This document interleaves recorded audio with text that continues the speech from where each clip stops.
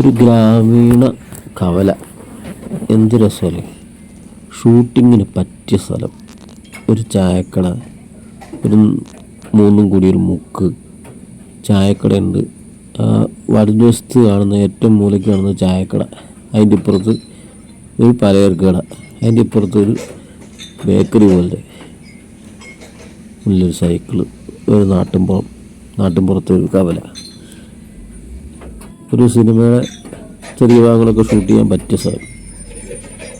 ഇതെവിടെയാണെന്ന് വെച്ച് കഴിഞ്ഞാൽ ആലുവയ്ക്കടുത്താണ്. ആലുവ